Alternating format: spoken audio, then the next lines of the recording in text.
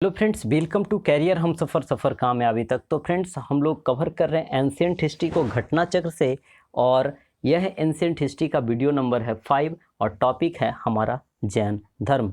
इसके अंतर्गत total 42 questions दिए गए हैं। इन सभी 42 क्वेश्चंस को हम काफ़ी बेहतर तरीके से कवर करेंगे। और फ्रेंड्स, आपको भले यह संख्या में कम लग रहे हो यह 42 क्वेश्चंस, लेकिन आपके कंसेप्ट को बिल्डअप करने के हिसाब से यह काफ़ी बेहतर हैं। और लगभग है जो ये इस 42 क्वेश्चन से ही हम लोग लगभग 200 से 250 क्वेश्चंस को हम कवर करेंगे, है ना। और साथ में आपको जैन धर्म एवं बौद्ध धर्म से संबंधित कई कन्फ्यूजन रहते हैं, त्रिपिटक, विनय पिटक, सुत्त पिटक, त्रिरत्न में, इन सभी बातों को हम क्या करेंगे, क्लियर करने का प्रयास करेंगे। और इन 42 क्वेश्चंस को कवर करने के बाद बौद्ध धर्म एवं जैन धर्म में हम अंतर को अलग अलग से पढ़ेंगे, ताकि आप जैन धर्म एवं बौद्ध धर्म से संबंधित जो भी क्वेश्चंस आए आप एकदम 100% कॉन्फिडेंस के साथ उन्हें कर पाएँ। तो फ्रेंड्स, हम शुरू करते हैं अपने आज के इस सेशन को। और शुरू करने से पहले आपसे एक छोटी सी रिक्वेस्ट कि यदि आप अपने चैनल पर नए हैं तो फ्रेंड्स चैनल को सब्सक्राइब कर लें, ताकि यह घटना चक्र की सीरीज़ का नोटिफिकेशन आपको मिलती रहे। साथ ही अपने दोस्तों को भी इस चैनल के बारे में बतलाएं, ताकि अधिकतम से अधिकतम लोगों के पास यह बेहतर चीज़ पहुंच सके। तो चलिए फ्रेंड्स, हम शुरू करते हैं जैन धर्म को। अब देखिए, सबसे पहली बात कि यह जो जैन धर्म और बौद्ध धर्म किस कारण से पनप रहे थे। तो जैन धर्म और बौद्ध धर्म आप देख पा रहे हैं, आपने पढ़ा भी कि यह वैदिक सभ्यता के बाद की धर्म है। कब की? वैदिक काल की बाद की धर्म है।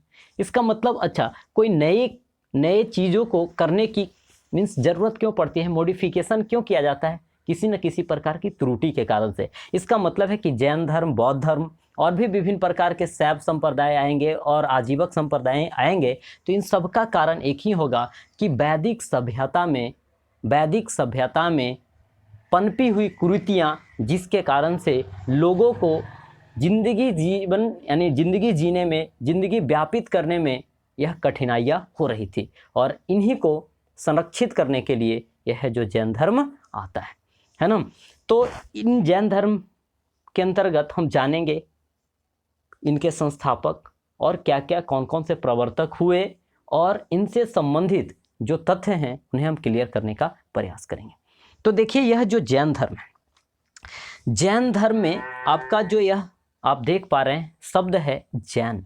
और यह जो जैन शब्द बना है फ्रेंड्स, किससे बना है? जीन शब्द से बना है। किससे? जीन शब्द से बना है यह जैन। और यह जो जीन है, जीन का अर्थ जो निकल कर करके आता है, जीन एक संस्कृत शब्द है, और इसका अर्थ जो निकल कर करके आता है वह क्या है? विनर, विजेता। क्या निकल कर करके आता है? विजेता। मतलब यहाँ क्या निकल कर करके आया कि जो कुरीतियों पर विजेता पाले, है ना, उस धर्म को क्या कहा गया? जैन धर्म कहा गया। क्या कहा गया? जैन धर्म कहा गया। तो हम इसी धर्म के बारे में, इनसे संबंधित जो क्वेश्चंस हैं पूछे जाते हैं हर एक एग्जाम में, तो उन सभी को हम कवर करने का प्रयास करेंगे। तो चलिए हम क्वेश्चन नंबर फर्स्ट को हम शुरू करते हैं। और हमारा क्वेश्चन नंबर फर्स्ट है कि जैन धर्म के संस्थापक कौन है। तो देखिए, अभी हमने चर्चा किया कि जैन धर्म जो है आपका वैदिक सभ्यता में उत्पन्न कुरीतियों के कारण से यह जैन धर्म की स्थापना हुई। और इस धर्म के संस्थापक हुए कौन? ऋषभदेव, जिन्हें अन्य नामों से भी जाना जाता है। और इन्हें है जो आदिनाथ कहा जाता है। क्या कहा जाता है? आदिनाथ भी कहा जाता है, वृषभनाथ भी कहा जाता है। यह ऋषभदेव जो हैं यानी जैन धर्म के प्रथम तीर्थंकर हुए, यानी यह संस्थापक हुए। और साथ में तीर्थंकर कहने का मतलब यह उपदेशक हुए, यानी प्रवर्तक हुए, है ना। अब जरा देखिए कि जो क्या मीन्स कुरीतियों पर जो जीन पा लेता है, जो विजय पा लेता है, उन्हें जैन धर्म में किस नाम से पुकारा गया है? तीर्थंकर। तो सबसे पहले इसके संस्थापक थे कौन? आपके ऋषभदेव। और यही है जो सबसे पहला जीन बने थे, अर्थात सबसे पहला तीर्थंकर बने थे। और ऐसे ऐसे समय दर समय इस धर्म की प्रचार और प्रसार के लिए, इसमें वृद्धि के लिए विभिन्न प्रकार के तीर्थंकर हुए। और कुल मिलाकर कर करके जैन धर्म में आपको पता भी है कि 24 तीर्थंकर हैं, जिसमें सबसे पहला तीर्थंकर आपके कौन हुए? सबसे पहला तीर्थंकर आपके ऋषभदेव हुए, ऋषभदेव हुए, है ना। और हम बात करें कि इनका जो प्रतीक चिन्ह था, यह भी क्वेश्चन पूछा जाता है कि ऋषभदेव, या फिर आपको कह देगा आदिनाथ, या कह देगा वृषभनाथ, तो इनका प्रतीक चिन्ह क्या था? तो यह इनका प्रतीक चिन्ह क्या था? षांड था, है ना। अब जरा देखिए यहाँ पे और भी बातें हम कर सकते हैं ऑप्शन के संदर्भ में। अब जरा देखिए कि कुल मिलाकर करके जैन धर्म के अंतर्गत आपके 24 तीर्थंकर हुए। कितने? 24 तीर्थंकर। तीर्थंकर कौन है? जो जीन है, जो विजेता हैं, उन बातों को मीन्स बतलाने वाला कि क्या सही है, क्या गलत है, तुम्हें क्या करने चाहिए, अपने अनुसार वे बतलाया करते थे, वही तो तीर्थंकर थे। तो आप देखें तो महावीर स्वामी 24वें तीर्थंकर थे। तो पहला बोला गया आपको कौन? ऋषभदेव, या आपका कौन? आदिनाथ या वृषभनाथ, है ना। और 24वां जो है कौन है? महावीर स्वामी। तो 24 टोटल हैं ही, 24वां आपके महावीर स्वामी। इसका मतलब सबसे अंतिम तीर्थंकर कौन हो गए? महावीर स्वामी। और यह जो है सबसे अंतिम तीर्थंकर ही माने जाते हैं कि जैन धर्म के वास्तविक संस्थापक हैं। यानी जैन धर्म के वास्तविक संस्थापक आपके कौन? महावीर स्वामी। अब जरा देखिए कि पार्श्वनाथ कौन थे? तो पार्श्वनाथ इस 24 के पहले यानी महावीर के पहले के तीर्थंकर हैं। कौन? पार्श्वनाथ। पार्श्वनाथ हैं जो पहले के तीर्थंकर हैं, यानी 23वें नंबर के यह तीर्थंकर हैं। अब जरा देखिए एक चीज और भी याद रखिएगा इसमें कि महावीर स्वामी से संबंधित प्रतीक चिन्ह कौन सा है? तो महावीर स्वामी से संबंधित है सिंह, यानी सांड से शुरुआत हुआ था, सिंह पे जाकर के खत्म हुआ। अब जरा देखिए सर्व। अब जरा देखिए मैं याद करवाने का आपको प्रयास करूंगा ताकि आप ऑप्शन से भी एलिमिनेट कर पाएंगे, है ना। अब जरा देखिए सर्व, ऊपर में क्या है? रेफ र वाला लगा हुआ है। अच्छा, ऐसा हम क्या लिखते हैं? सर्प लिखते हैं कि नहीं? अब जरा बताइए, इन सभी समानताओं को आप ध्यान में रखते हुए आप आंसर कर पाएंगे। तो पार्श्वनाथ का क्या था प्रतीक चिन्ह? यानी 23वें तीर्थंकर थे और इनका जो है आपका सर्प है। जबकि महावीर स्वामी का क्या है? सिंह है। और ऋषभदेव का आपका क्या है? षांड है। अब जरा देखिए कि एक ऑप्शन है आपके पास आर्य सुधर्मा।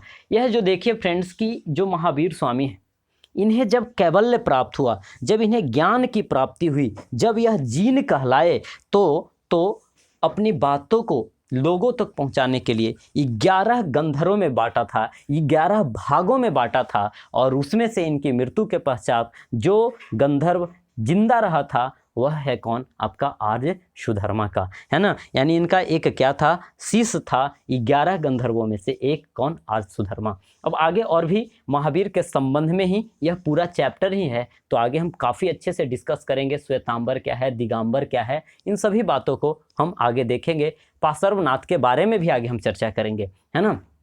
चलिए नेक्स्ट क्वेश्चन की बात करें तो जैन धर्म के प्रथम तीर्थंकर कौन हुए? तो जैन धर्म के प्रथम तीर्थंकर वही होंगे जो कौन है? इसके संस्थापक हैं। और ये कौन हैं? आपके ऋषभदेव। इनका अन्य नाम क्या है फ्रेंड्स? आदिनाथ है। अन्य नाम क्या है? वृषभनाथ है ना। चलिए नेक्स्ट क्वेश्चन की ओर हम बढ़ते हैं। तो क्वेश्चन नंबर हमारा 3 है कि जैन तीर्थंकर पार्श्वनाथ निम्नलिखित स्थानों में से मुख्यतः किससे संबंधित थे? अब जरा देखिए यहाँ पे अब हम चर्चा करेंगे किनकी? पार्श्वनाथ की। पार्श्वनाथ जो है सर्व सबसे पहले तो आप प्रतीक चिन्ह आपको याद रखने हैं, इंपॉर्टेंट पॉइंट सर्प हो गया, है ना। अब देखिए आप रिलेट कर कैसे रटिएगा, बार बार भूल जाते होंगे, थोड़ा सा रिलेट करने का प्रयास कीजिए, आपको याद रहेंगे, है ना। तो यह सर्प हो गया।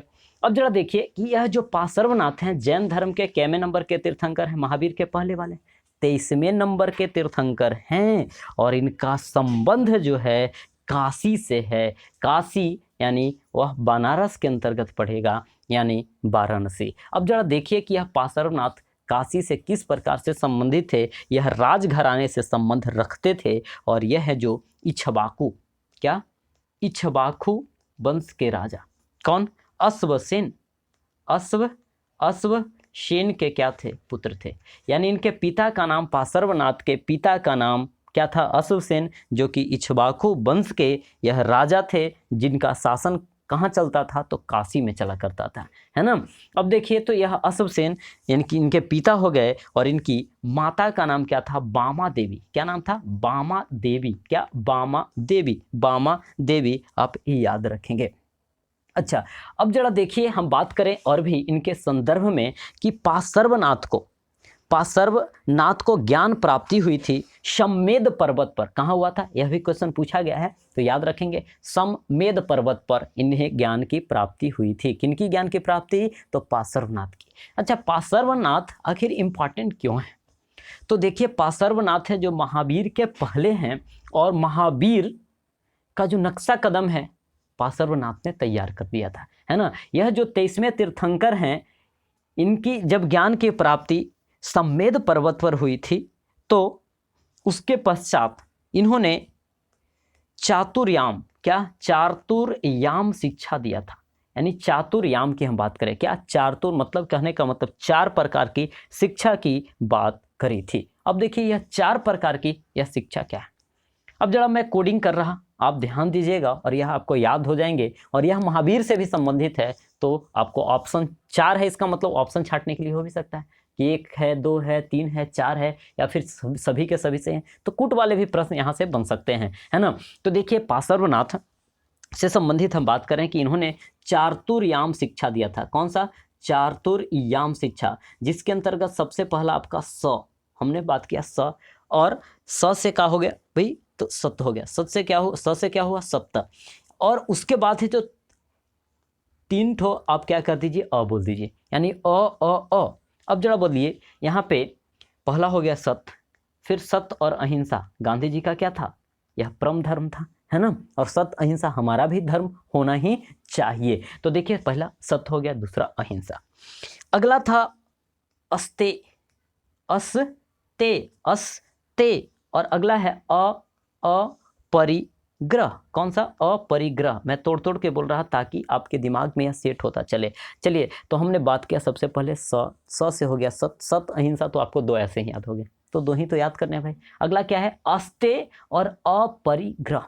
अब जरा देखिए कि इसका मीनिंग क्या निकल कर के आता है। यह 4, या आपका चातुर्याम जो शिक्षा उन्होंने दिया, चातुर्याम जो शिक्षा दिया, इसका मतलब क्या निकल कर के आता है। उनका कहना था कि आपको होना चाहिए सदा सत्य बोलने वाला, अहिंसा मतलब हिंसा न करने वाला, अस्ते मतलब हो गया चोरी न करने वाला, अपरिग्रह मतलब जो धन ना रखे। अब जरा देखिए कि महावीर से कैसे संबंधित है, तो इसमें 5वां चीज जोड़ दिया था महावीर ने बस, और वह जोड़ा था उन्होंने ब्रह्मचर्य। क्या जोड़ा था, ब्रह्मचर्य। और इस प्रकार से आपको कहा जा सकता है कि महावीर का उपदेश क्या था निम्न में से, या फिर पार्श्वनाथ का उपदेश क्या था। तो उम्मीद है कि आप कर पाएंगे। क्या क्या बोला गया फ्रेंड्स, तो सबसे पहले 3 ठो अ लिखिए, अ, और उसके बाद लास्ट में लिख दीजिए ब से आपका हो गया क्या, ब्रह्मचर्य। स से हो गया सत के साथ अहिंसा आपका जुड़ा हुआ है।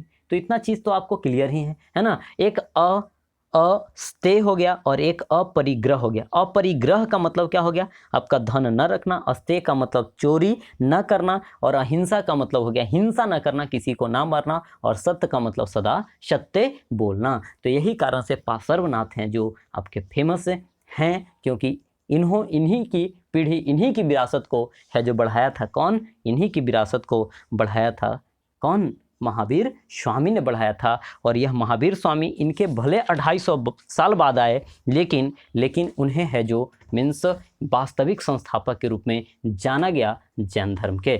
चलिए, तो अब नेक्स्ट क्वेश्चन की ओर हम बढ़ते हैं, और नेक्स्ट क्वेश्चन हमारा होगा 4 नंबर का, है ना। चलिए, तो क्वेश्चन नंबर हमारा 4 है। क्वेश्चन नंबर 4 है कि सूची 1 को आपको 2 से क्या करने हैं, मैच करवाने हैं, मिलाने हैं। तो देखिए इस जगह पे 1 को आपको 2 से मिलाने हैं। तो सबसे पहले है आदिनाथ, मल्लीनाथ, पार्श्वनाथ, संभवनाथ। अब इनका प्रतिमा लक्षण अर्थात इनका प्रतीक चिन्ह क्या है। अब बताइए, ये आपको याद ही नहीं रहेंगे तो आप मिला पाएंगे नहीं।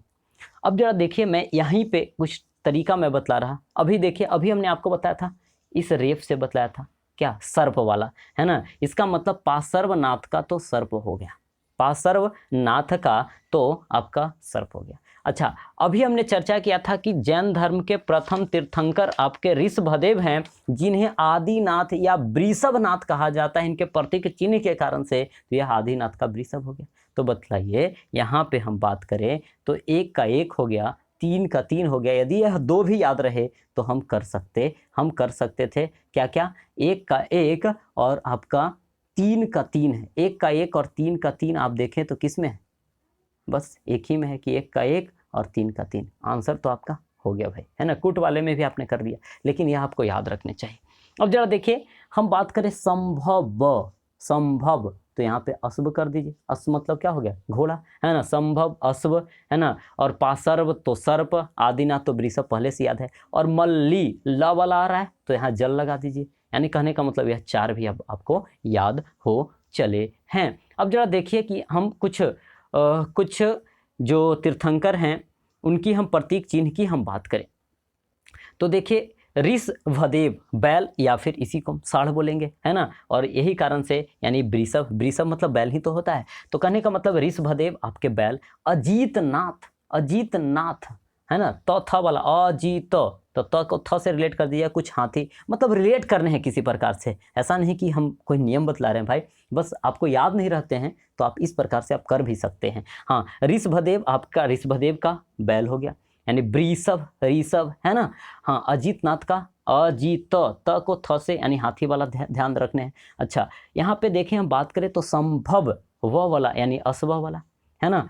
आगे क्या है, पदम, पदम, पदम प्रभु, पदम प्रभु का क्या था, कमल था, पदम प्रभु का कमल था। और इन सभी को आपको याद नहीं रखने हैं, ऐसा नहीं कि सबको आप याद करते चले, तो ऐसा इसका कोई मतलब फिर नहीं बनेगा। 1 2 3 का याद रखिए और लास्ट वाला 2 3 का याद रखिए, बस उतना काफ़ी है।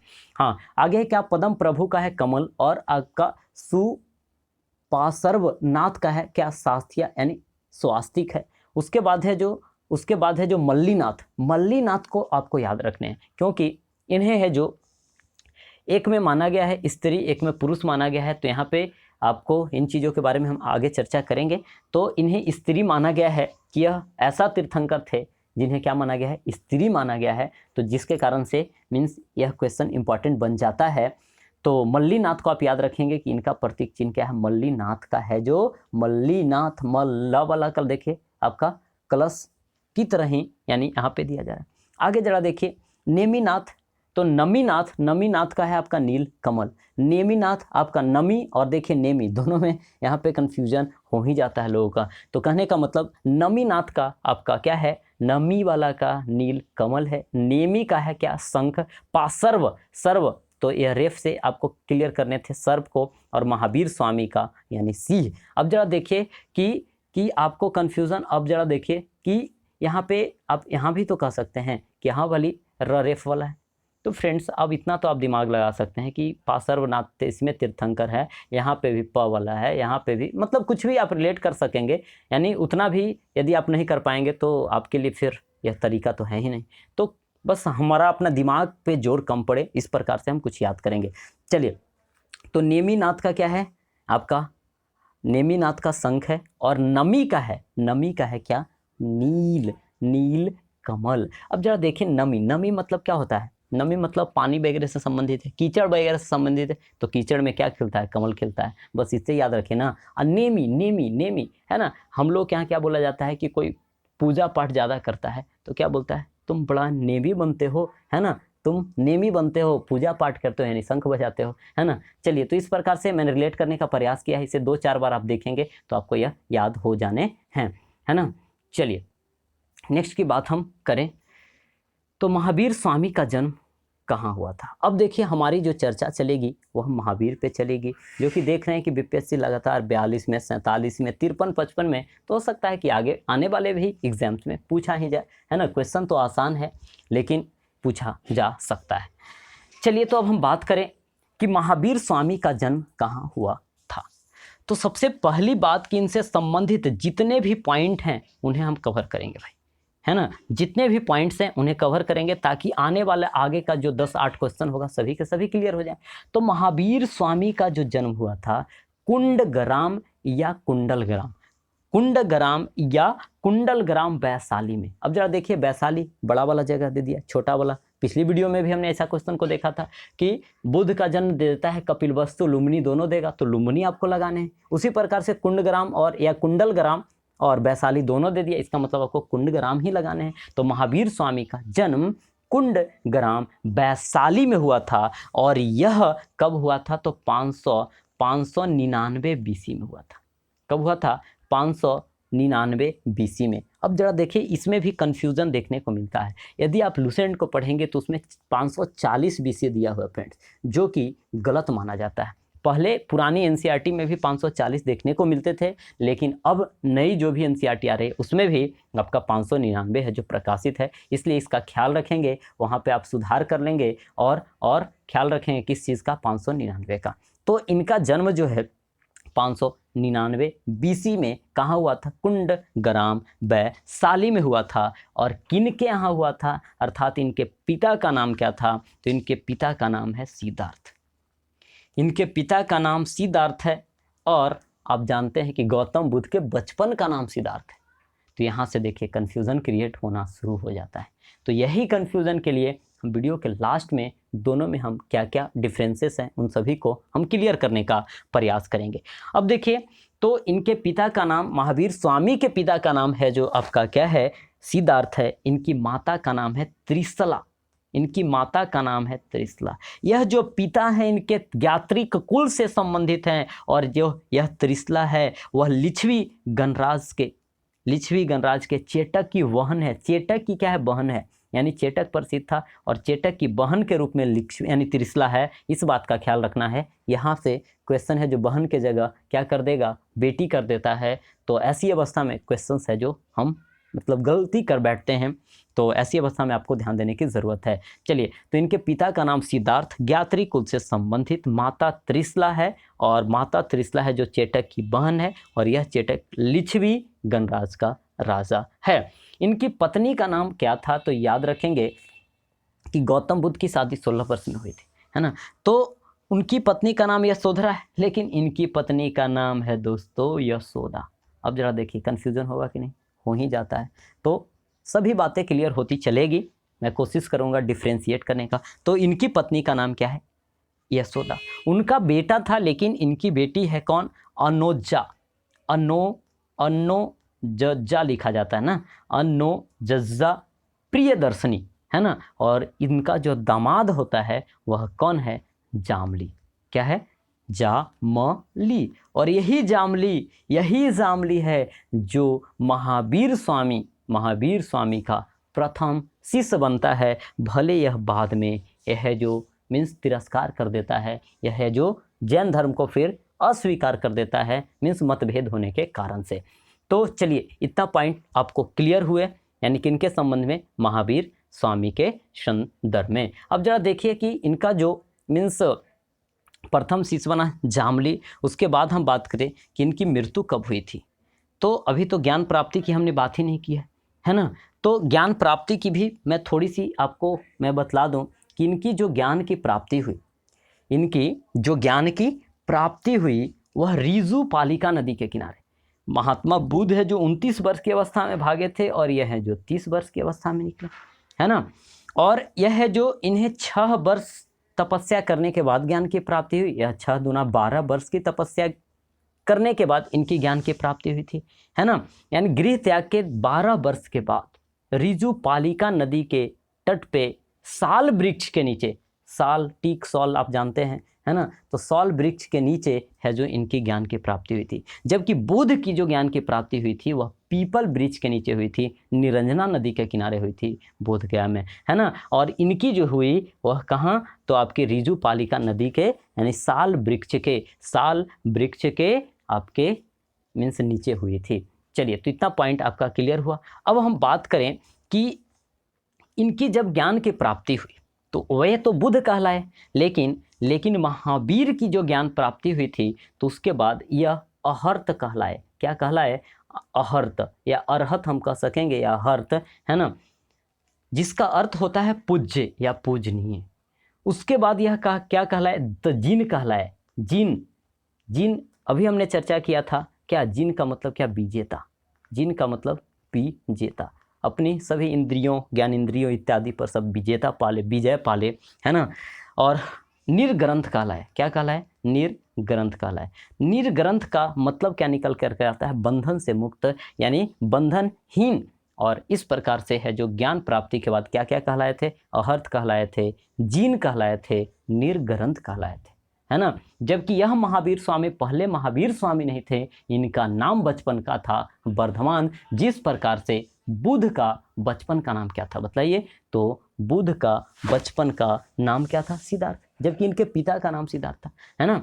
तो यह बातें आपको क्लियर होनी चाहिए कि इनके बचपन का नाम था फ्रेंड्स, वह क्या था, वर्धमान था। हाँ, उसके बाद है जो यह विभिन्न भागों में मीन्स प्रचार प्रसार के लिए बांटते भी हैं, और विभिन्न प्रकार की आगे बातें हम करेंगे जो कि क्वेश्चन के अकॉर्डिंग ही होगा, जो कि आपको कंसेप्ट को मीन्स एकदम क्लियर करेगा, है ना। और इनकी जो मृत्यु हो जाती है वह 527 बीसी में होती है। 527 बीसी में पावापुरी राजगीर बिहार में होती है इनकी मीन्स मृत्यु, है ना। चलिए, तो इतना पॉइंट क्लियर है। अब जरा बताइए महावीर स्वामी का जन्म कहाँ हुआ, कुंडल ग्राम वैशाली में। नेक्स्ट क्वेश्चन की हम बात करते हैं।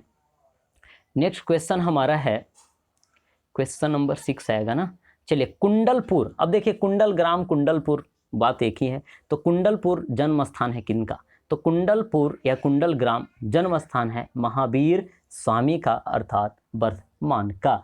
चलिए नेक्स्ट क्वेश्चन की हम बात करें तो महावीर जैन की मृत्यु निम्नलिखित में से किस नगर में हुई थी। तो देखिए महावीर जैन की मृत्यु कहाँ हुई थी दोस्तों, तो आपका राजगीर के पावापुरी में, यानी एग्जैक्ट जगह आपका पावापुरी हो गया और राजगीर बड़ा जगह हो गया। तो दोनों में आपको ध्यान रखने हैं कि कैसा ऑप्शन दिया जा रहा है। और देखिए तो बीपीएससी और क्लोज ऑप्शन देता है या अन्य एग्जाम्स में भी देखने को मिलते हैं, तो पावापुरी आपको मेन याद रखने हैं। अब जरा देखिए तीर्थंकर शब्द संबंधित है, हमने शुरुआती दौर में ही कहा था कि हम पढ़ रहे हैं जैन धर्म को। जैन धर्म की जो उत्पत्ति है संस्कृत के जीन शब्द से हुई है। जीन का अर्थ निकल कर करके आता है विजेता। क्या निकल कर करके आता है, विजेता। यानी अब जो है विजेता जो भी होगा, जो भी जिन्हें ज्ञान की प्राप्ति हो जाएगा, जो उपदेश देगा, तो उन्हें है जो तीर्थंकर कहा गया। और कुल मिलाकर के जैन धर्म में 24 तीर्थंकर हुए, 1 से लेकर करके 24 तक, ऋषभदेव से लेकर कर करके आपके महावीर स्वामी तक। अतः तीर्थंकर जो शब्द है आपका किससे संबंधित है, जैन धर्म से संबंधित है। चलिए नेक्स्ट क्वेश्चन की हम बात करें, जैन तीर्थंकरों के क्रम में अंतिम कौन था। तो हम लोगों ने शुरुआत में ही बात किया था कि प्रथम आपके ऋषभदेव और सबसे अंतिम महावीर स्वामी जो कि 24वें नंबर के हैं। और उनके ठीक पहले 23वें नंबर के हैं कौन, पार्श्वनाथ। और 20वें नंबर के कौन हैं, तो आपके मन्नी सुब्रत हैं। कितने नंबर के हैं, यह 20वें नंबर के हैं। और एक क्वेश्चन उनके पहले मल्लीनाथ की हमने चर्चा किया था कि माना जाता है कि स्त्री हैं, तो ऐसी अवस्था में उन्हें भी आप याद रखेंगे कि 19वें नंबर के कौन थे, मल्लीनाथ थे, जिनका प्रतीक चिन्ह आपका जल कलश भी था। चलिए आगे की हम बात करें, निम्न में से कौन एक जैन तीर्थंकर नहीं है। तो देखिए जैन तीर्थंकर, अब आपको एक लिस्टिंग पता होनी चाहिए कि कौन कौन है जो जैन तीर्थंकर हैं। यह यदि अच्छे लेवल का क्वेश्चन बनेगा तो हाँ, तो आपको 24 याद रखने हैं। लेकिन इन छोटे छोटे एग्जाम्स के लिए तो हमें खैर 24 याद रखने की ज़रूरत नहीं है। शुरू का हम 3 याद कर लेंगे और लास्ट का 3 याद कर लेंगे, और बीच का 1-2 जहाँ से क्वेश्चन बनते हैं, जैसे 16 नंबर का, 18-19 का हम याद कर लेंगे, तो हमारा काम चल जाता है। तो देखिए यहाँ पे निम्नलिखित में कौन है जो आपका जैन तीर्थंकर नहीं है, तो यह नाथ मुनि आपका जैन तीर्थंकर नहीं है। जबकि हम बात करें चंद्र प्रभु की, चंद्र प्रभु है जो 8वें नंबर का, चंद्र प्रभु 8वें नंबर का। नेमी है जो आपका 22वें नंबर का, नेमी है जो 22वें नंबर का। और हम बात करें संभव, तो संभव अश्व वाला है ना याद, हाँ, तो अश्व है जो आपका 3रे नंबर का। यह है जो आपका बिहार एसआई में भी क्वेश्चन शायद पूछा गया है 3रे नंबर वाले में। तो लोग पहले याद रखते, लास्ट वाले को याद रखते, ज़्यादा 23वें को याद रखते थे। तो आपको थोड़ा सा आगे और बढ़ने की ज़रूरत है। 1, 2, 3 को याद रखिए, पीछे से 3 को याद रखिए, और बीच का 1-2 जहाँ से क्वेश्चन पूछे जाते हैं। तो चंद्र प्रभु है ना, यह 8वें नंबर के हैं। नेमी है जो 22 नंबर के हैं। संभव है जो 3रे नंबर के हैं। महावीर सबसे अंतिम नंबर के 24 नंबर के आपके तीर्थंकर हो जाएंगे। अब जरा देखिए कि मैंने यहाँ पे लिस्टिंग किया हुआ है और हमने आपको इस जगह पे मीन्स अंडरलाइन भी कर दिया है, ताकि हैं जो आप इन्हें मार्क कर करके याद रख पाएँ। तो सबसे पहली की हम बात करें तो कुल 24 तीर्थंकर हुए, जिसमें सबसे पहला आपका ऋषभदेव, उसके बाद अजीतनाथ, चौथा वाला हाथी याद है ना, हाँ, संभवनाथ, अश्व याद होगा। चलिए तो यह 3 आपको इधर से कर लेने थे। उसके बाद देखिए मल्लीनाथ जो कि स्त्री वाला, मन्नी सुब्रत यही वाली बात आई हुई है, नम्मीनाथ है ना आपके 21 नंबर के, जबकि नेमी नेमी को ही कहा जाता है अरिष्ट नेमी, नेमी को ही कहा जाता है अरिष्ट नमी। नमी है जो 21, नेमी है जो आपके 22, पार्श्वनाथ 23, 24 नंबर के हैं आपके महावीर स्वामी। तो इस प्रकार से याद रखेंगे। और 8वें नंबर के कौन है आपके चंद्र प्रभु। शीतलनाथ आपके 10वें नंबर के हैं, श्रेयांसनाथ हैं जो 11वें नंबर के हैं, वासुपूज हैं जो 12वें नंबर के हैं, बिमलनाथ आपके 13वें नंबर के हैं, अनंतनाथ आपके 14वें नंबर के हैं, धर्मनाथ आपके 15वें नंबर के हैं। तो इसका आप स्क्रीनशॉट ले लीजिए, है ना। और उसके बाद है जो आप हैं जो बार बार आप देखेंगे तो आपको याद भी हो जाएंगे। ऑप्शन तो एलिमिनेट आप आसानी से कर पाएंगे, है ना। और वीडियो में इतनी बार मैं चर्चा ही करूँगा कि यह बातें बहुत से आपको याद हो जाने हैं। रिपीटेशन ही सबसे बड़ा सॉल्यूशन है, यानी ना भूलने का, है ना। आगे देखिए, प्रभास गिरी जिनका तीर्थ स्थल है वे हैं। तो देखिए यह जो प्रभास गिरी है, यह प्रभास गिरी, यह पद्म प्रभु जो कि जैन धर्म के, अभी हम लोगों ने बात किया कि छठे तीर्थंकर हैं। कौन? प्रभास, यानी पद्म प्रभु छठे तीर्थंकर, और उन्हीं से संबंधित है यह प्रभास गिरी। और यह प्रभास गिरी जो जगह है वह कौशाम्बी यूपी में है। कहाँ? कौन से जगह पे? कौशाम्बी।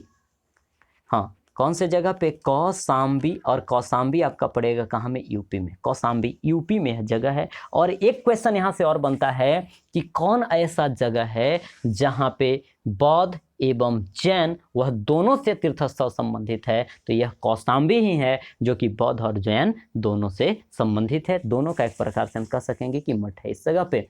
चलिए आगे की हम बात करें, जैन धर्म में पूर्ण ज्ञान को क्या कहा गया है? तो जैन धर्म में पूर्ण ज्ञान को है जो कैवल्य कहा गया है। क्या कहा गया है? कैवल्य कहा गया है। और जीन का अर्थ क्या होता है? विजेता होता है। तो यह भी क्वेश्चन पूछा जा सकता है कि जैन धर्म में विजेता किसका अर्थ होता है? तो यह है जो आपका जीन का अर्थ होता है। चलिए अब आगे की हम बात करते हैं। नेक्स्ट हमारा क्वेश्चन है, देखिए, त्रिरत्न सिद्धांत, सम्यक धारण, सम्यक चरित्र और आपका सम्यक ज्ञान, जिस धर्म की महिमा है वह कौन सा धर्म है?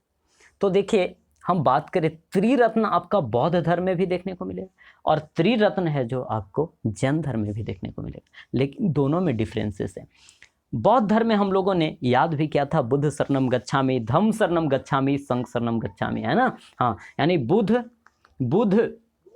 धम्म और संघ, बुद्ध धम्म और संघ, यह जो बौद्ध धर्म के त्रिरत्न हैं। जबकि जैन धर्म के त्रिरत्न क्या हैं? तो आपके सम्यक आचरण, सम्यक वही चरित्र कहा गया है, सम्यक दृष्टि, और सम्यक यहाँ पे हम बात करें सिंपल सा क्या क्या है? तो सम्यक धारण है, सम्यक चरित्र है और सम्यक ज्ञान है। तो कहने का मतलब आपको यह है जो त्रिरत्न है किसके? तो जैन धर्म के, यानी ज्ञान और उसके बाद है जो चरित्र हो गया और धारण हो गया। तो यह है जो जैन धर्म के त्रिरत्न है। अब जरा देखिए यहाँ पे ध्यान दीजिएगा कि और भी एक क्वेश्चन है जो त्रिपिटक से संबंधित बात आती है।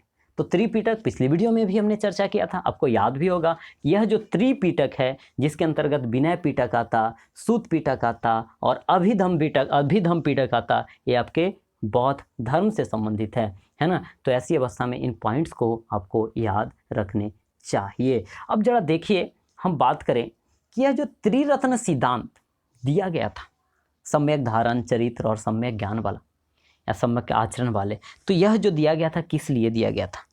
तो याद रखिएगा कि यह है जो मोक्ष की प्राप्ति के 3 साधन बतलाए गए थे कि मोक्ष आपको प्राप्त होगा।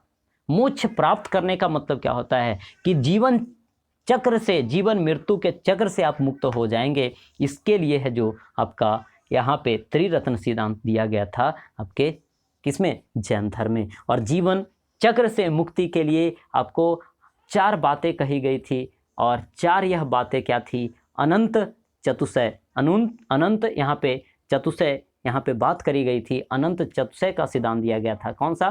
कि मोक्ष आपको प्राप्ति होगी तो आप अनंत चतुष्टय का अनुभव करेंगे, यानी अनंत, और सब में जुड़ा होगा अनंत ज्ञान। किस चीज़ का अनुभव करेंगे? अनंत ज्ञान का, है ना। अनंत दर्शन, अनंत वीर्य, अनंत सुख, यह है जो आपके जैन धर्म के अनंत क्या हैं? चतुष्टय हैं या चारतुष्टय हैं। यह दिया गया था कि इनके सहारे आप मोक्ष की प्राप्ति कर सकते हैं, है ना। चलिए अब आगे की हम बात करते हैं फ्रेंड्स।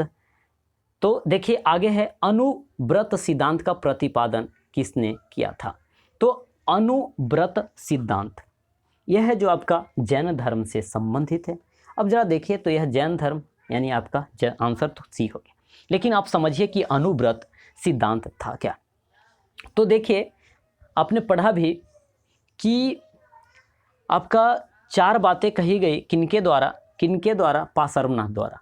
5वीं बात जोड़ी गई ब्रह्मचर्य किनके द्वारा, तो महावीर स्वामी के द्वारा। वह बातें क्या क्या है जरा मैं फिर से दोहराना चाहूँगा, या फिर आप वीडियो को पॉज कीजिए, थोड़ा सा स्मरण कीजिए, तो यह आपके लिए काफ़ी बेनिफिशियल होगा फ्रेंड्स।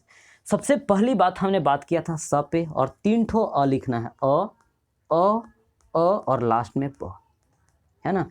जिसके अंतर्गत सबसे पहला था आपका सत्य के साथ जुड़ करके आता है अहिंसा, सत्य अहिंसा।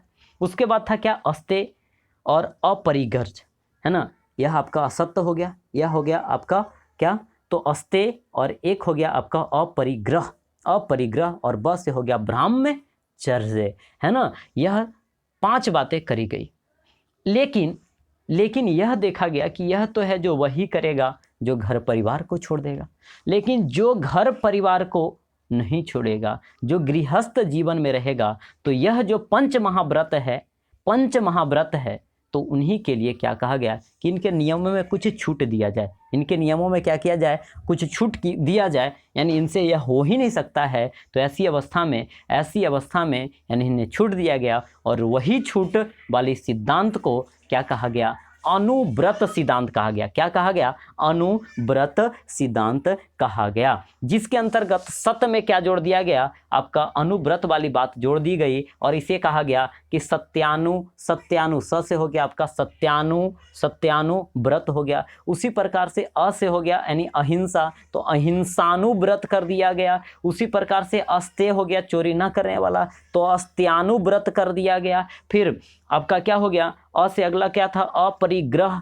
तो ग्रहानुव्रत कर दिया गया, है ना, नुव्रत कर दिया गया। और ब से हो गया ब्रह्मचर्य, तो आपका ब्रह्मचर्यानुव्रत कर दिया गया। तो इस प्रकार से यही है जो आपका जैन धर्म में आपका क्या था, अनुव्रत सिद्धांत का प्रतिपादन किया गया था, ताकि गृहस्थ जीवन व्यतीत करने वाले लोग हैं जो सही तरीके से मीन्स जैन धर्म को भी फॉलो करें, और अपने वंशज इत्यादि का भी ख्याल रखें। चलिए देखिए स्यादवाद का सिद्धांत है। यह स्यादवाद का सिद्धांत कि कौन से धर्म का है, तो आप तो आंसर भी कर लेंगे ऐसे भी कि क्योंकि जैन धर्म पढ़ रहे हैं तो आंसर भी कर दीजिए जैन धर्म, है ना। हाँ चलिए, तो अब जरा बताइए कि यह जो स्यादवाद का सिद्धांत जैन धर्म से संबंधित तो है, लेकिन यह स्यादवाद का सिद्धांत है क्या।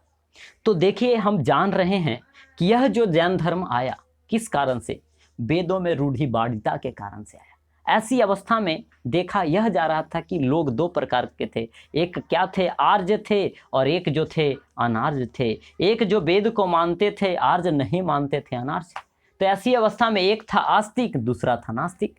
तो इन दोनों को ऐसी अवस्था में क्या था कि मन ज़्यादा रूढ़िवादिता के कारण से लोगों को, बीच वाले लोगों को फॉलो करना मुश्किल हो रहा था। तो ऐसी अवस्था में क्या किया गया, ऐसी अवस्था में यही स्यादवाद का सिद्धांत लाया गया। कहा कि ना तो ज़्यादा इन्हें फॉलो करना है, और ऐसा नहीं है कि मानना ही है नहीं है ईश्वर को। तो ऐसी अवस्था में इन दोनों के बीच का मार्ग लाया जाता है, इन दोनों के बीच का मार्ग लाया जाता है, अर्थात हम इसे ही हम मध्यम मार्ग कह सकते हैं जैन धर्म में भी, जिसे अनेकांतवाद या इसी को सप्तभंगी सिद्धांत, या यही है जो आपका जैन धर्म में भी ज्ञान के लिए सापेक्षता का सिद्धांत निकल कर करके आता है, जिसमें आत्मवादी, आत्मा वाले, आत्मा को मानने वाले और आत्मा को नहीं मानने वाले, इन दोनों के बीच का सिद्धांत निकल कर करके आता है। अतः स्यादवाद का सिद्धांत आपको क्लियर हो चुका है कि यह इसे अनेकांतवाद या सप्तभंगी सिद्धांत के नाम से भी जानते हैं। इसका मतलब क्या है, ज्ञान की सापेक्षता का सिद्धांत है, जिसके तहत आपको वेद एवं जो धार्मिक कर्मकांड है, वेद एवं जो धार्मिक क्या थी, कर्मकांड थी, धार्मिक कर्मकांड थी, इनका क्या करना, विरोध करना, यह है जो इस सिद्धांत का मूल उद्देश्य था, है ना। चलिए नेक्स्ट की हम बात करें तो जैन धर्म के अनुसार सृष्टि की रचना एवं पालन पोषण हुआ है कैसे। तो जैन धर्म के अनुसार सृष्टि की रचना एवं पालन पोषण कैसे हुआ, अभी हमने चर्चा भी किया था, है ना। एक सप्तभंगी सिद्धांत दिया गया, यह सप्तभंगी सिद्धांत के अकॉर्डिंग यह भी बात करी गई थी कि पूरे सृष्टि की जो रचना हुई है, इनका जो भी मीन्स विकास हुआ है, इनका जो भी पालन पोषण हुआ है, यह अभी जो भी आप देख रहे हैं, यह किसी के नियंत्रण में नहीं है, यह सार्वभौमिक विधान से हुआ है। इसमें किसी भी आत्मा की, किसी भी मीन्स आस्था से यह बातें नहीं हुई है। तो ऐसी अवस्था में यह कहा गया कि यह सार्वभौमिक विधान से हुआ है, यह सार्वभौमिक विधान से हुआ है यह बातें। चलिए नेक्स्ट क्वेश्चन की जरा हम बात करें, अनेकांतवाद निम्नलिखित में से किसका क्रोध सिद्धांत एवं दर्शन है। अब जरा बताइए, अभी हमने चर्चा किया अनेकांतवाद या स्यादवाद या सप्तभंगी सिद्धांत, ये सभी के सभी जैन धर्म से संबंधित मत हैं, जो कि मध्यम मार्ग को यह क्या करता है, सुझाता है। चलिए नेक्स्ट की हम बात करते हैं, तो कौन सा धर्म विश्व विनाशकारी प्रलय की अवधारणा में विश्वास नहीं करता है। तो देखिए यह आपका जैन धर्म ही है जो क्या करेगा, आपको इस पॉइंट को याद रखने हैं कि विश्व विनाश नहीं हो सकता है विश्व का, यह है जो जैन धर्म में इस बात की मान्यता है। अब देखिए इसमें कहा गया है कि ईश्वर तो है ही नहीं, ईश्वर की तो कल्पना ही नहीं करी गई, अतः इसमें कहा गया सिंपल सा, क्या बोला गया कि संसार है जो नित्य है, संसार है जो सार्वभौमिक विधान से बना है, अतः यह नष्ट नहीं होगा। इसमें ईश्वर की कल्पना नहीं करी गई, और इसमें कहा गया कि संसार क्या है, नित्य है, शाश्वत है। यह शाश्वत मतलब हमेशा क्या रहेगा, बना रहेगा, नित्य बना रहेगा, लगातार यह बना रहेगा। यह जैन धर्म में यह बात करी गई। अतः जैन धर्म में क्या कहा गया, इस पॉइंट को आप याद रखिए कि विश्व विनाशकारी प्रलय की अवधारणा में विश्वास नहीं रखता है, यह जैन धर्म से बातें संबंधित है। चलिए नेक्स्ट क्वेश्चन की हम जरा बात करें, तो जैन धर्म का आधारभूत बिंदु क्या है। तो जैन धर्म का आधारभूत बिंदु अभी हम लोगों ने बात किया था, क्या क्या, सत्य की बात किया था, अहिंसा की बात किया था, अस्तेय की बात किया था, अपरिहर्ज की बात किया था, और ब्रह्मचर्य की बात किया था। उनमें आपका क्या है, तो जैन धर्म का आधारभूत बिंदु क्या हो जाएगा फ्रेंड्स, आपका क्या हो जाएगा, अहिंसा हो जाएगा। चलिए नेक्स्ट की हम बात करते हैं। नेक्स्ट की बात करें तो यापनीय किसका संप्रदाय है। तो देखिए यापनीय जो है आपका किसका संप्रदाय है, यह जैन धर्म का संप्रदाय है। यापनीय जो संप्रदाय है यह जैन धर्म का संप्रदाय है, और यह याद रखेंगे कि यह दिगंबर संप्रदाय, दिगंबर जो श्वेतांबर और दिगंबर जो बंटते हैं, भद्रबाहु और स्थूल भद्र वाले, ठीक है, इनकी चर्चा हम आगे करेंगे, तो वहाँ पे और आपको क्लियरेंस मिलेगी। श्वेतांबर और दिगंबर संबंधित सभी बातों को हम क्लियर करेंगे कि श्वेतांबर कौन हुए, दिगंबर कौन हुए, कैसे बने, इन सभी बातों की चर्चा करेंगे। तो देखिए यापनीय किसका संप्रदाय था, तो जैन धर्म में आपका श्वेतांबर का यह है जो भाग था भाई, है ना। इन चीज़ों को आप याद रखेंगे, सॉरी क्या हमने बोल दिया, श्वेतांबर नहीं, दिगंबर को आप याद रखेंगे कि यह जो यापनीय आया, जो किससे आया, दिगंबर से आया। किससे आया, दिगंबर से आपका आया है। चलिए नेक्स्ट की हम बात करते हैं। तो नेक्स्ट क्वेश्चन है कि निम्नलिखित में कौन सबसे पूर्वकालिक जैन ग्रंथ कहलाया। तो देखिए यह है जो आपका 12 उपांग, 14 पूर्व या 14 उपपूर्व। अब देखिए हम बात करें कि जैन धर्म की जो प्रारंभिक इतिहास मिलती है, किससे मिलती है, भद्रबाहु की कल्पसूत्र से। तो एक क्वेश्चन तो यहाँ से यह भी बन गया कि कल्पसूत्र किसने लिखा, भद्रबाहु ने। किसकी पुस्तक है, तो भद्रबाहु की। अब देखिए हम बात करें तो यहाँ पे इसकी डिस्क्रिप्शन को देखें तो हम थोड़ा सा यहाँ से और क्लियरेंस कर पाएंगे, हम ले पाएंगे इस जगह से हिंट्स। तो देखिए यहाँ पे देखिए 14 पूर्व प्राचीन जैन ग्रंथ है, 14 पूर्व प्राचीन जैन ग्रंथ है, यानी आंसर तो आपका 14 पूर्व हो गया। अब देखिए अंतिम नंद राजा के समय संभूत विजय तथा भद्रबाहु जैन संघ के अध्यक्ष थे, और यही महावीर द्वारा प्रदत्त, यानी उनके द्वारा जो दिए 14 पूर्व विषय थे। इन चीज़ों को जानने वाले यही अंतिम व्यक्ति थे, और भद्रबाहु की पुस्तक क्या है भाई, कल्पसूत्र। और इन्हीं सभी बातों में यह 14 पूर्व बातों की चर्चा करी गई है भद्रबाहु के द्वारा। अतः आंसर आपका याद रखना है आपको 14 पूर्व। नेक्स्ट की हम बात करें प्रारंभिक जैन साहित्य निम्नलिखित में से किस भाषा में लिखे गए। अब जरा देखिए कि यह जो इनका जो एरिया है, इन लोगों का जो एरिया है, किनकी, जैन वाले की और बौद्ध वाले की, जो खास कर के मगध वाले क्षेत्र में, और इस जगह पे मगधी ही तो बोली जाती है, प्राकृत ही बोली जाती थी, पाली बोली जाती थी। लेकिन यह जो प्रारंभिक जैन साहित्य है यानी जन की भाषा यानी बनाई गई थी किसकी, अर्ध मगही को बनाई गई थी, किसकी, अर्ध मगही को बनाई गई थी। और याद रखेंगे कि जैन साहित्यों को क्या कहा जाता है, एक क्वेश्चन यहाँ से भी ऑब्जेक्टिव डायरेक्ट पूछ लिए जाते हैं, आगम कहा जाता है। और उसके बाद है जो प्रारंभिक जैन साहित्य आपको अर्धमगही में लिखे गए, उसके बाद है जो वे लोग कौन सी भाषा अपनाते हैं, प्राकृत को अपनाते हैं। इस बात का आपको ख्याल रखने चाहिए। चलिए नेक्स्ट क्वेश्चन की हम बात करें तो देखिए नेक्स्ट क्वेश्चन हमारा कि निम्नलिखित में कौन सा स्थल पार्श्वनाथ से संबंध होने के कारण जैन सिद्ध क्षेत्र माना जाता है। अब देखिए हमने चर्चा किया था शुरुआती दौर में ही कि जैन धर्म जो है के 23वें जो तीर्थंकर हैं यह पार्श्वनाथ हैं। और यह लगभग कब से हैं, कब की मतलब इनकी जन्म है तो 850 ईस्वी के आसपास इनका क्या हुआ था, जन्म हुआ था। और यह आपके काशी के राजा इक्ष्वाकु वंश के राजा कौन था, अश्वसेन। अश्वसेन का क्या थे, ये पुत्र थे, अश्वसेन के यह पुत्र थे कौन, पार्श्वनाथ। और इन्हें है जो ऐसा माना जाता है कि 84 दिन में इन्हें ज्ञान की प्राप्ति अर्थात केवल की प्राप्ति पार्श्वनाथ को हुई थी। अच्छा, पार्श्व यानी इनका प्रतीक चिन्ह आपका क्या है, सर्प है। और ज्ञान की प्राप्ति यह जो हुई थी यह सम्मेद शिखर पर हुई थी। चलिए नेक्स्ट की हम बात करते हैं तो निम्नलिखित में कौन सा आरंभिक जैन साहित्य का भाग नहीं है। अब देखिए इन सभी जैन साहित्यों को आप कितना याद करेंगे, बहुत सी हैं। हाँ, तो जैन साहित्य का यह भाग नहीं है, यह कौन सा नहीं है तो देखिए यह अचरांक सूत्र, आपका सूत्र वाला जो है जैन साहित्य जनरली देखने को मिलता है। कल्प सूत्र आप देखिए तो सूत्र, एक तो हम जनरल ट्रिक यहाँ पे अपना लेंगे क्या कि सूत्र वाला जहाँ लग जाए तो जनरली यह है जो जैन साहित्य हो जाएगा। तो देखिए अचरांक सूत्र हो गया, बृहत कल्प सूत्र हो गया, सूत्र कृतांग हो गया तो सूत्र लग गया, जैन साहित्य हो गया। ये थोरी रंगा जो है फ्रेंड्स वह क्या है, आपका बौद्ध साहित्य है। थोरी रंगा है जो बौद्ध साहित्य है। अतः आपका जैन साहित्य का भाग कौन सा नहीं है तो थोरी गाथा, कौन सी, थोरी गाथा। इस बात का आपको ख्याल रखने चाहिए, है ना। चलिए नेक्स्ट की हम बात करते हैं तो जैन संप्रदाय में प्रथम विभाजन के समय श्वेतांबर संप्रदाय के संस्थापक कौन थे। यही हम डिस्कस करेंगे कि श्वेतांबर कैसे बना और दिगंबर कैसे बना, है ना। तो देखिए जैन संप्रदाय के प्रथम विभाजन के समय श्वेतांबर संप्रदाय के जो संस्थापक थे वह कौन थे, स्थूलभद्र थे। तो आंसर तो हमने कर लिया, लेकिन आंसर से काम नहीं चलने को है, हम पूरी बात को समझेंगे कि आखिर श्वेतांबर और दिगंबर कैसे बने।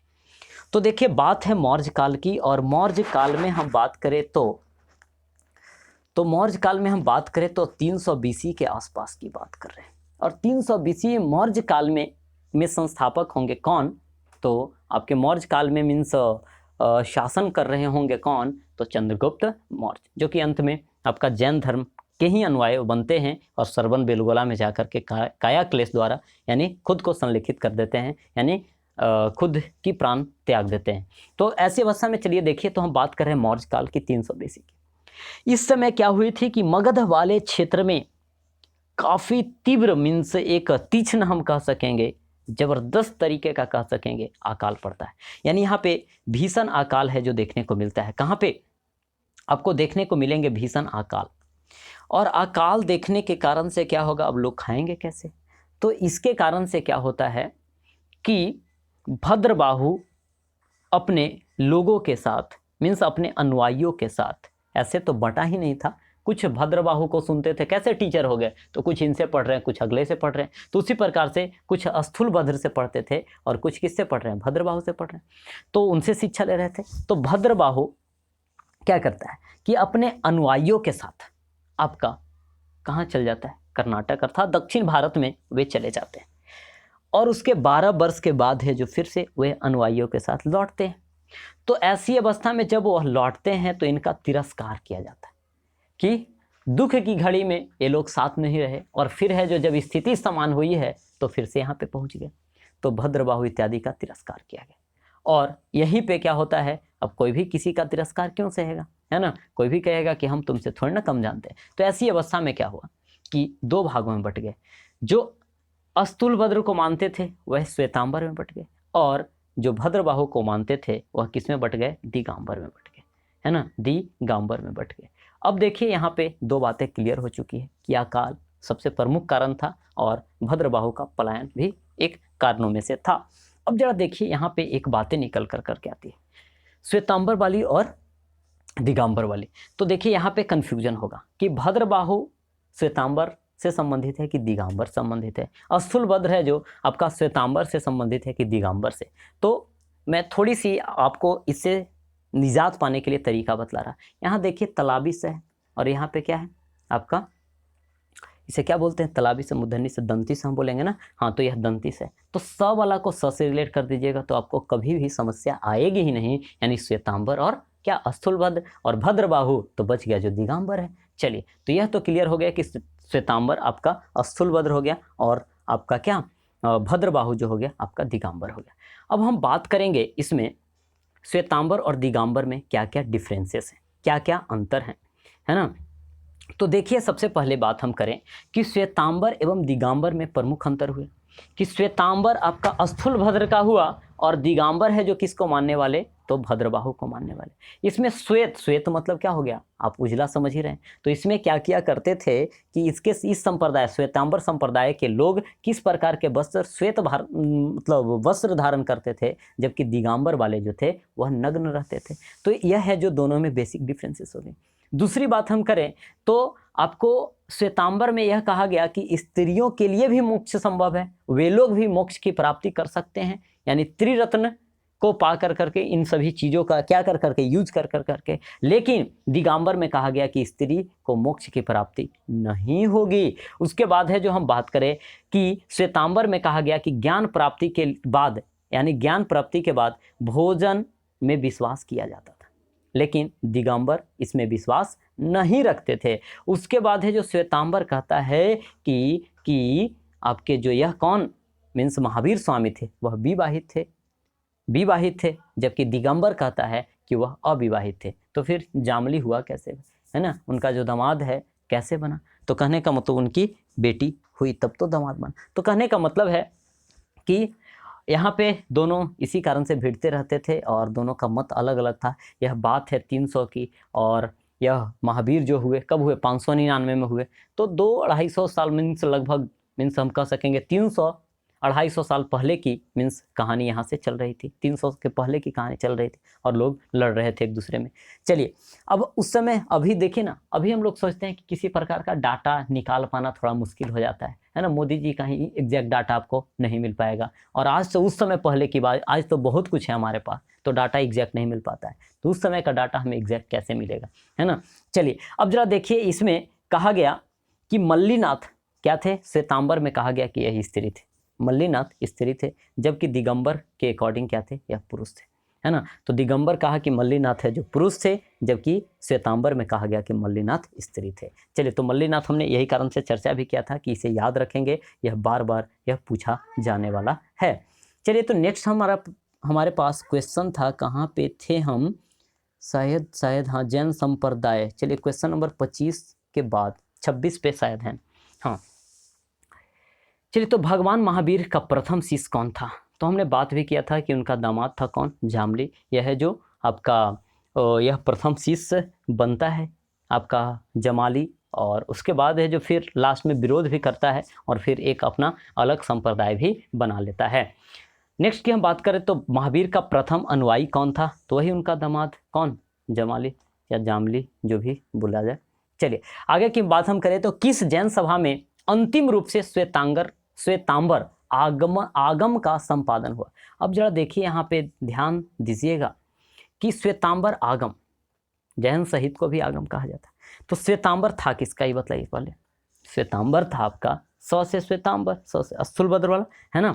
तो यह श्वेतांबर है जो स्थूलभद्र का था, और इसका जो संपादन है, इसकी जो प्रथम मीन्स हम कहेंगे बैठक जो हुई थी वह कहाँ हुई थी, पाटलिपुत्र में हुई थी।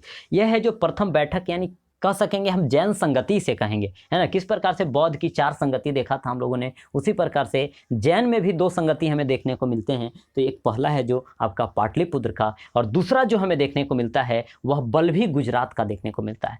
यह जो है आपको देखने को मिलेगा कब, वही ठीक तुरंत बाद जब श्वेतांबर दिगंबर बटेगा, तो सब चाहेगा कि हम अपने आप को क्या सुप्रीम माने, सब चाहेगा कि हम अपने आप को आगे बढ़ाएं, है ना, सबसे आगे माने। तो ऐसी अवस्था में 300 BC में ही करी जाती है क्या, मीन्स जैन सभा करी जाती है। और उसमें उसमें कौन अध्यक्षता इसकी कौन करेगा, तो श्वेतांबर है, यानी इसकी अध्यक्षता किसके द्वारा किया जाएगा, स्थूलभद्र के द्वारा, है ना, जिसमें भद्रबाहु को मानने वाले अर्थात दिगंबर है जो आते नहीं हैं। और यह जैन सभा किस लिए बुलाया जाता है, यह इसलिए बुलाया जाता है क्योंकि काफ़ी मीन्स वर्ष हो गए थे जैन साहित्यों को क्या कहा जाता है भाई, तो आगम कहा जाता है। और जैन साहित्य मीन्स इकट्ठे नहीं थे, तो सोचा गया कि सभी जैनियों को बुलाया जाए। और ऐसी अवस्था में सभी मीन्स जैन धर्म ग्रंथ हैं वह सभी के सभी क्या हो जाएंगे, इकट्ठे हो जाएंगे।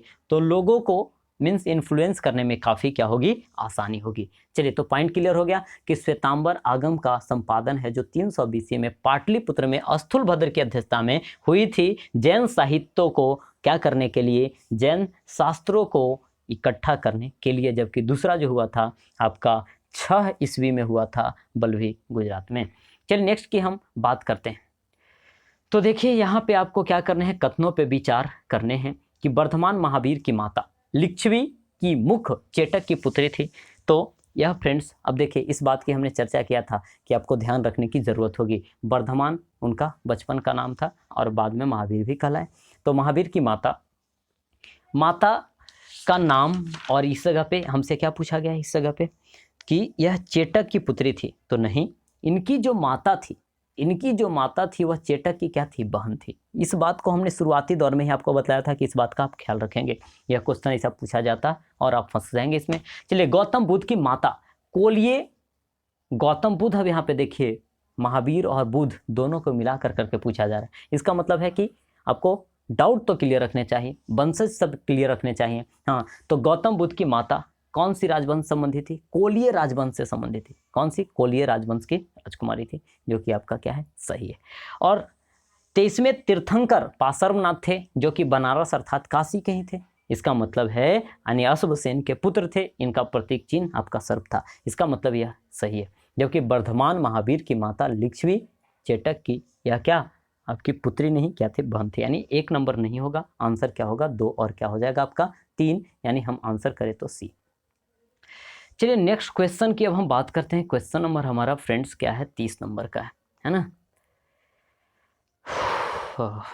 चलिए 30 नंबर को हम देखते हैं।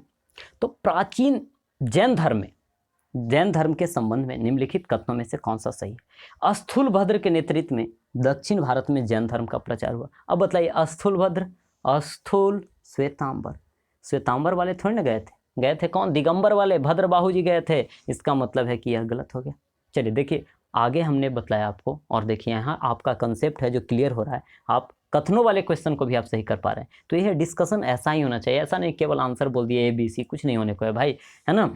चलिए अब जरा देखिए कि स्थूलभद्र नहीं, किसके, सॉरी, यहाँ पे स्थूलभद्र के नेतृत्व में दक्षिण भारत में मीन्स यह नहीं हुआ था धर्म का प्रचार, यह हुआ था भद्रबाहु में।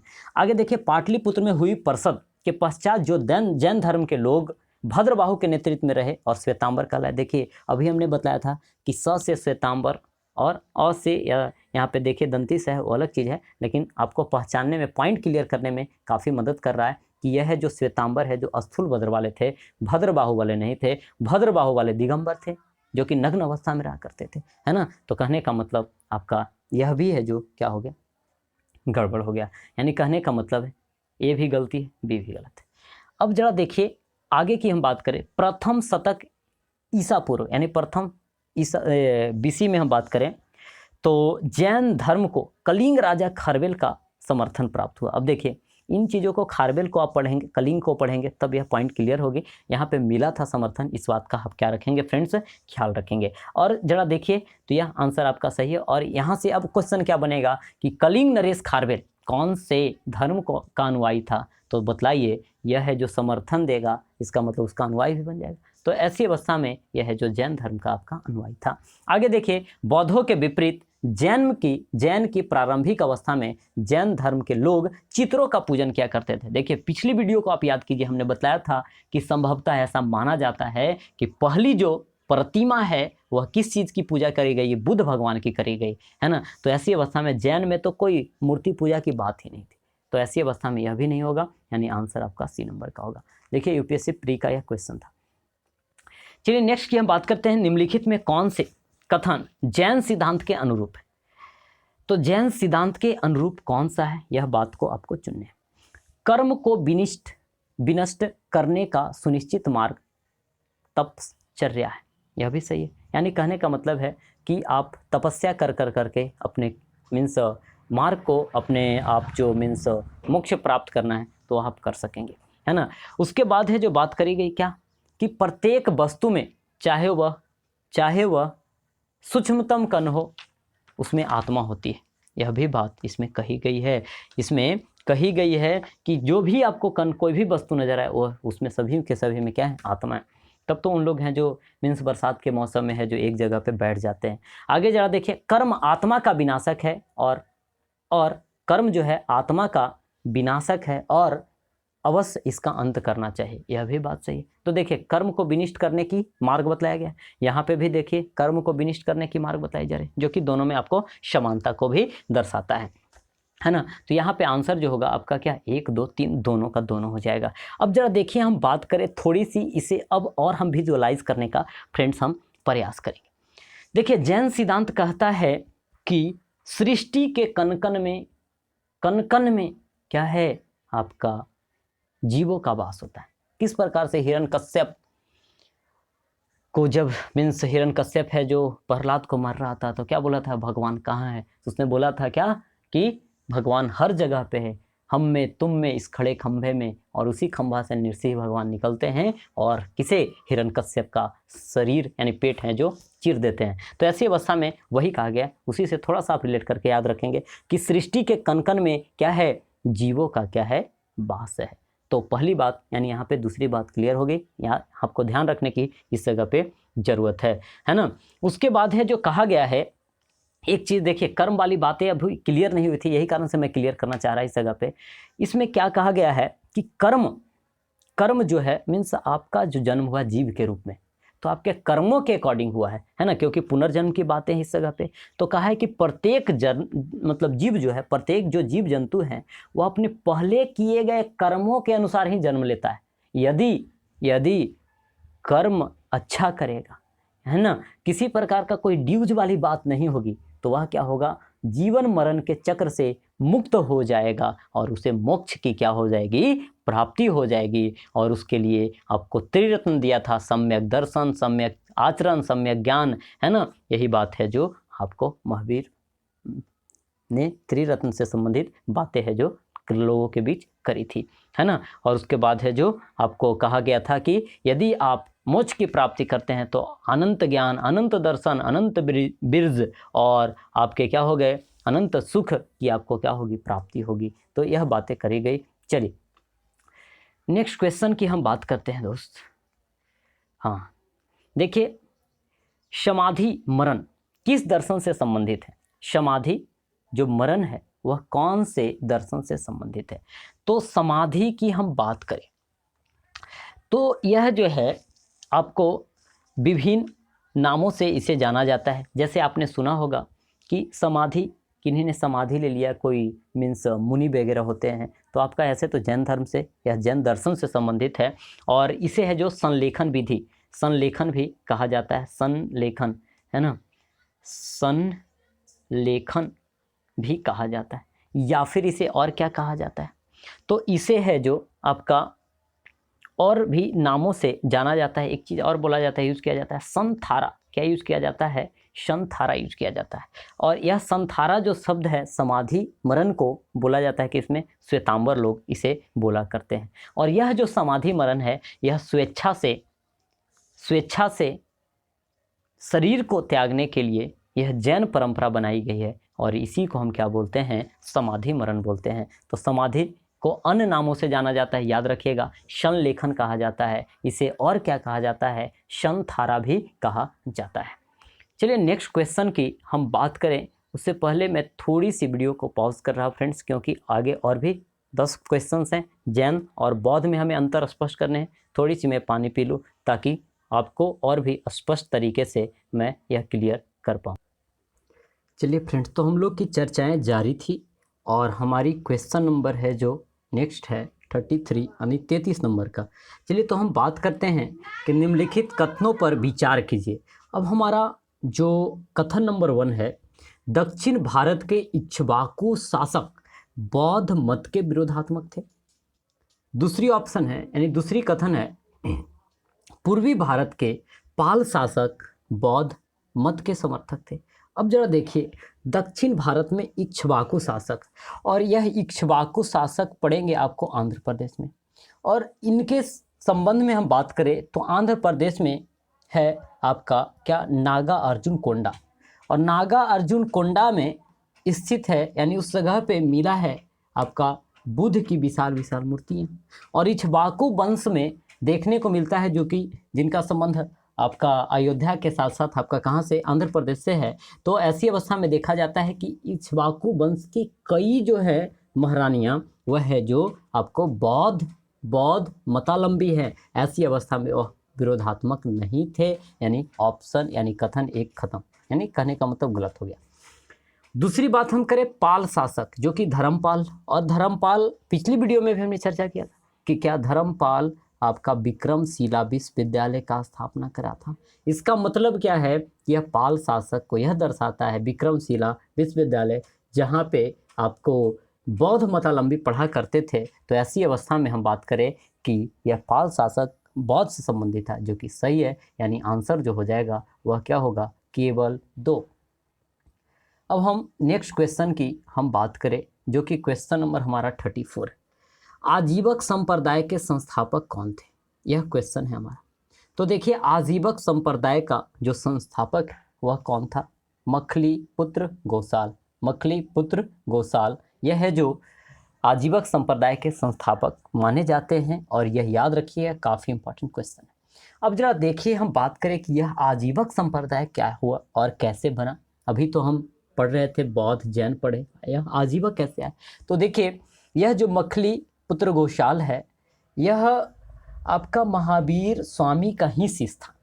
किनका शिष्य, महावीर स्वामी, जो कि 24वें तीर्थंकर हुए, उन्हीं का यह शिष्य था।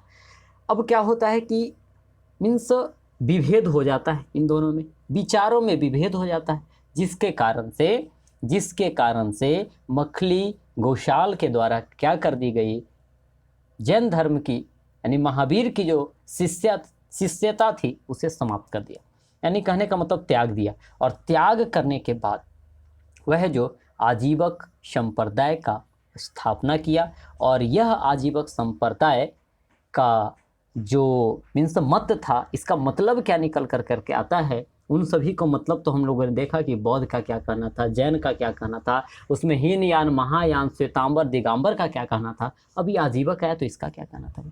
तो देखिए, इसने नियतिवाद का सिद्धांत दिया था। किस चीज़ की, नियतिवाद। अब जरा देखिए कि नियतिवाद का यह सिद्धांत क्या है।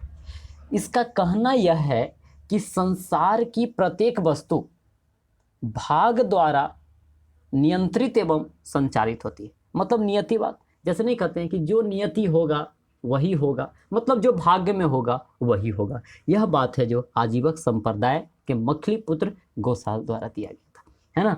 तो जो होगा यानी भाग्य के ऊपर छोड़ा गया है, यह आजीवक संप्रदाय में यह बातें करी गई है।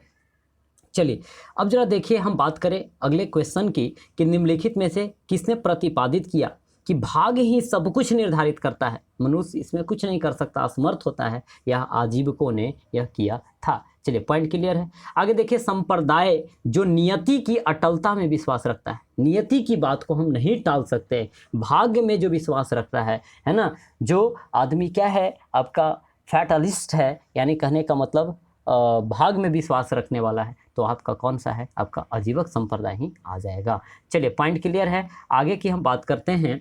तो देखिए, यहाँ पे कुट 1 को आपको क्या करने हैं, 2 से मिलाने हैं।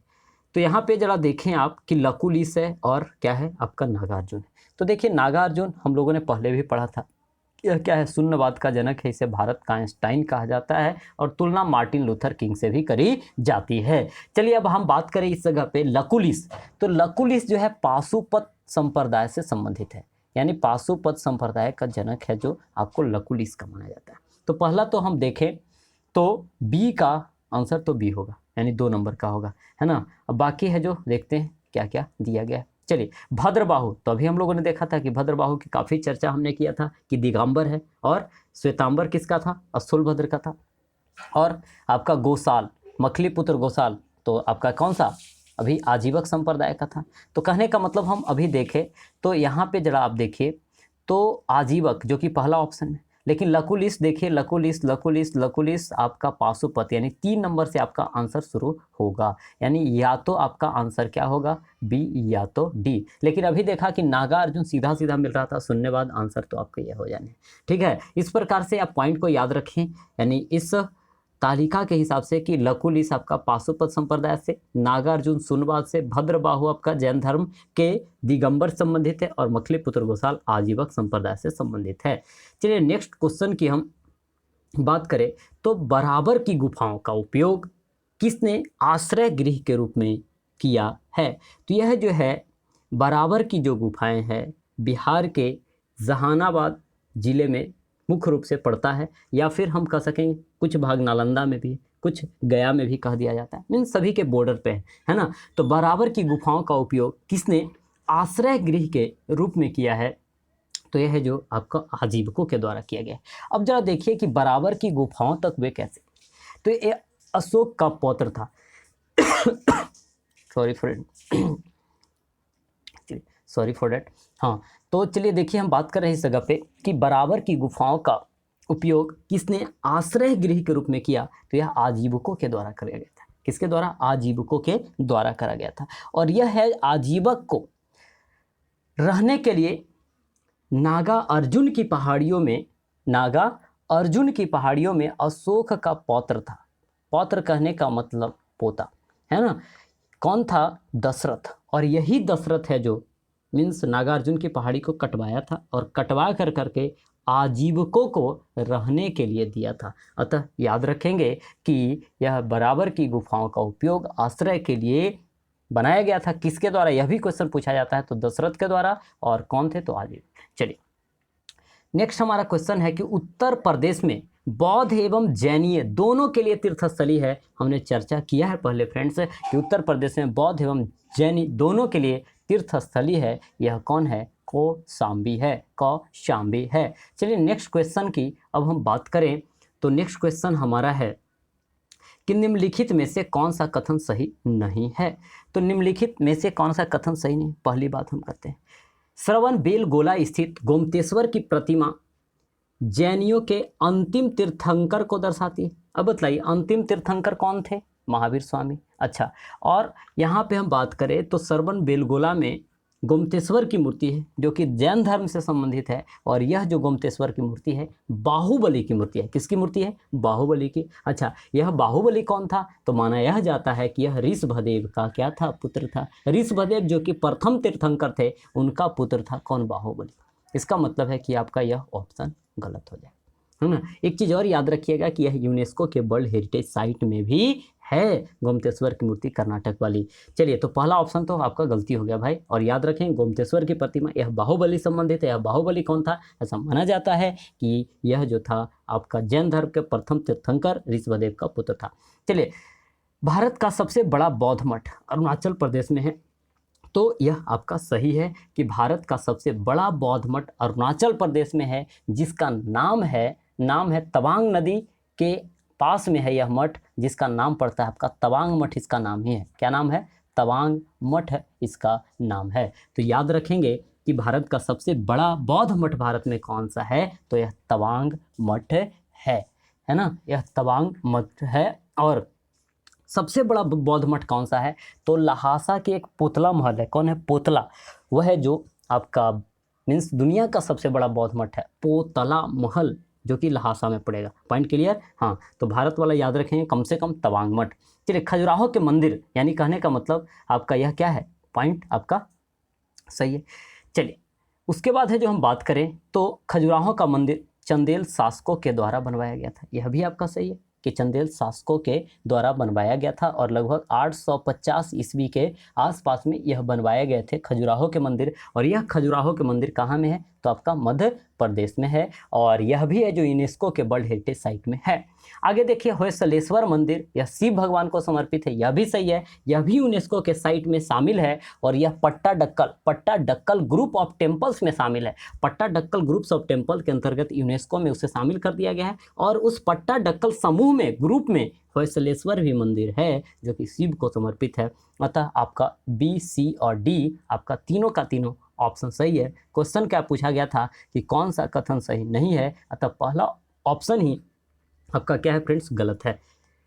चलिए हम नेक्स्ट क्वेश्चन की बात करें तो श्रवण बेलगोला में गोमतेश्वर की विशाल प्रतिमा किसने स्थापित करवाई थी? तो यह जो विशाल प्रतिमा थी वह किसकी थी? बाहुबली की। और यह गंग वंश के चामुंड राय के द्वारा करवाई गई थी। किसके द्वारा? गंग वंश के चामुंड राय के द्वारा यह गोमतेश्वर की विशाल मूर्ति है जो बनवाई गई थी।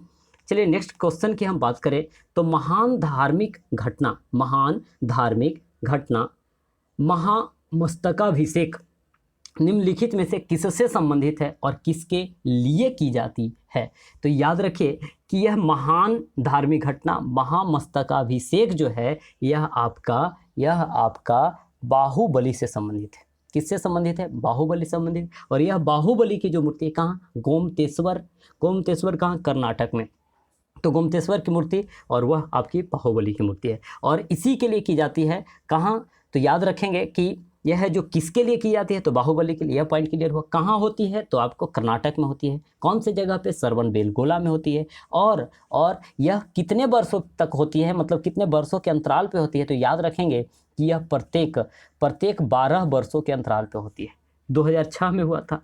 12 वर्ष के बाद हम बात करें, यानी और पहले भी हुआ है ना, लेकिन इधर से लेकर के चल रहे हैं 2000 के बाद से। 2006 में 12 वर्ष हम बात करें तो 2018 में अगली जो होगी 2030 में होगी, यानी महामस्तकाभिषेक, है ना। तो यह है जो बाहुबली से संबंधित है। और यह जो गोमतेश्वर की मूर्ति है कितने फीट की मूर्ति है? 18 फीट की यह ऊंची मूर्ति है। और अगला महामस्तकाभिषेक जो होगा वह 2030 में होगा। तो फ्रेंड्स इस प्रकार से हमारा यह जो 42 क्वेश्चन था वह पॉइंट तो क्लियर हो गया, यानी 42 क्वेश्चन को हमने काफ़ी अच्छे तरीके से कवर किया।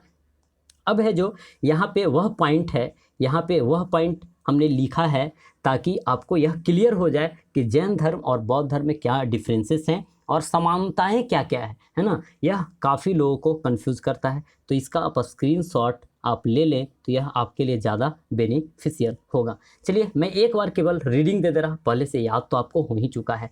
चलिए तो बौद्ध धर्म और जैन धर्म में समानता और अंतर की हम बात कर रहे हैं। तो बौद्ध धर्म के संस्थापक आपके गौतम बुद्ध हुए, जबकि जैन धर्म के संस्थापक आपके ऋषभदेव हुए। अब जरा देखिए कि लेकिन वास्तविक संस्थापक के रूप में कौन जाने जाते हैं? तो यह महावीर स्वामी जाने जाते हैं। कौन जाने जाते हैं? तो वास्तविक संस्थापक के रूप में महावीर स्वामी जाने जाते हैं। अब जरा देखते हैं कि मुख्य रूप से वास्तविक संस्थापक महावीर स्वामी और गौतम बुद्ध के बीच क्या क्या डिफरेंसेस हैं, इसी में हमें कन्फ्यूज़न होता है। तो देखिए हम बात करें तो गौतम बुद्ध का जन्म 563 BC में हुआ, जबकि हम महावीर स्वामी की बात करें तो महावीर स्वामी की जो जन्म हुई वह 599 BC में। इनका जन्म नेपाल में हुआ था। नेपाल के कपिलवस्तु के लुम्बिनी नामक स्थान पे हुआ था और इनका कुंडग्राम या कुंडलग्राम वैशाली में हुआ था। इनके पिता का नाम क्या था? तो इनके पिता का नाम है सुदोधन और इनके पिता का नाम है सिद्धार्थ। सुदोधन जो है शाक्य कुल से संबंधित है। सिद्धार्थ यानी जो हैं आपके महावीर स्वामी के पिता, यह ज्ञात्री कुल से संबंधित है।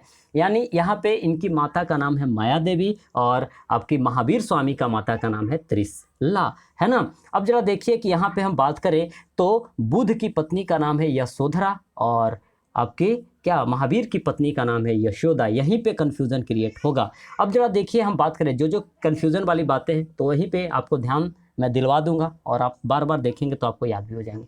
चलिए, महात्मा बुद्ध के बचपन का नाम है सिद्धार्थ और इनका बचपन का नाम है क्या? वर्धमान। अब जरा देखिए कि जो महात्मा बुद्ध के बचपन का नाम है वही किनके पिता का नाम है? तो महावीर स्वामी के पिता का नाम है। तो इससे आपको कंफ्यूज नहीं करने हैं। चलिए, गौतम बुद्ध है जो 29 वर्ष की अवस्था में घर से निकले थे, और यह है जो 30 वर्ष की अवस्था में निकले थे, है ना। इन्हें है जो 6 वर्ष के बाद ज्ञान की प्राप्ति हुई थी, जबकि हम बात करें तो महावीर स्वामी को 12 वर्षों के बाद है जो ज्ञान की प्राप्ति हुई थी। इन्हें पीपल के वृक्ष यानी महात्मा बुद्ध को पीपल के वृक्ष के नीचे, जबकि महावीर को है जो सौल वृक्ष के नीचे ज्ञान की प्राप्ति हुई थी। इन्हें है जो यानी महात्मा बुद्ध को बोध गया में हुई थी, और यह है जो आपका जृंभिक में इनकी हुई थी। निरंजना नदी के तट पर बुद्ध को ज्ञान की प्राप्ति हुई थी, जिसे फल्गु नदी कहा जाता है। जबकि हम बात करें महावीर की, तो इनकी जो नदी का नाम है ऋजुपालिका है। बुद्ध को जब ज्ञान की प्राप्ति हुई तो यह बुद्ध कहलाए, तथागत कहलाए, शाक्य मुनि कहलाए, जबकि यह महावीर जो हैं क्या कहलाते हैं, तो जीन कहलाते हैं अर्थात विजेता कहलाते हैं, अहर्त कहलाते हैं अर्थात पूज्य, निर्ग्रंथ यानी बंधन मुक्त कहलाते हैं। अब जरा देखिए कि और हम बात करें तो यहाँ देखिए कि दोनों में त्रिरत्नों की चर्चा करी गई है, दोनों में त्रिरत्नों की चर्चा की गई है। तो बौद्ध में जो त्रिरत्न है आपका बुद्ध, धम्म और संघ है ना, जबकि इसमें त्रिरत्न है जो सम्यक दर्शन, सम्यक ज्ञान, सम्यक आचरण की बात करी जाती है ना। उसके बाद है जो हम बात करें, इसमें 2 संप्रदाय बटा था बौद्ध में, हीनयान, महायान है जो बौद्ध से संबंधित है, जबकि श्वेतांबर और दिगंबर जो है आपका जैन से संबंधित है। इसमें हम बात करें कि त्रिपिटक कहे तो आप याद रखिएगा कि विनय पिटक, सुत्त पिटक और अधिधम्म पिटक जो है आपका बौद्ध से संबंधित है, ना कि जैन से, है ना। उसके बाद है जो हम बात करें कि जातक है जो बुद्ध की पुनर्जन्म की कहानियों को यह बतलाता है ना। और हीनयान जो है, हीनयान की बात है जो कथा वस्तु में लिखी गई है, सब बौद्ध ग्रंथ हैं। जबकि जैन साहित्य को, जैन ग्रंथों को आगम कहा जाता है।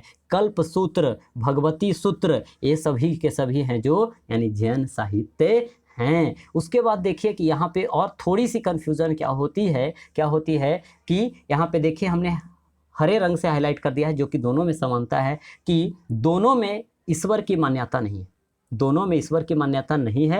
यानी याद रखेंगे कि दोनों में ईश्वर की मान्यता नहीं है, यानी कौन कौन में, तो जैन और बौद्ध दोनों में ईश्वर को नहीं मानते। अब जरा देखिए कि बौद्ध में आत्मा की मान्यता नहीं है, जबकि जैन में आत्मा की मान्यता है। और पुनर्जन्म में दोनों विश्वास रखते हैं, लेकिन ईश्वर में कोई नहीं विश्वास रखता। आत्मा में विश्वास रखता कौन है, तो जैन, लेकिन कौन नहीं रखता, तो बुद्ध नहीं रखते। चलिए, तो पॉइंट इतना क्लियर हो चुके हैं, 2-4 बार आप दोहराएंगे, एक साथ हमने कलेक्ट कर करके दे ही दिया है फ्रेंड्स, तो आप इसका स्मरण कर सकेंगे। और इसका PDF है जो आप कहाँ से, अपने टेलीग्राम चैनल कैरियर हमसफ़र टेलीग्राम पे जाकर करके सर्च करेंगे तो आपको अपना चैनल मिल जाएगा, उस चैनल को ज्वाइन कीजिए और वहाँ से इन सभी PDF को आप प्राप्त कर सकेंगे। वीडियो होगा और वीडियो का लिंक के नीचे आपको यह PDF आपको देखने को मिलेगा।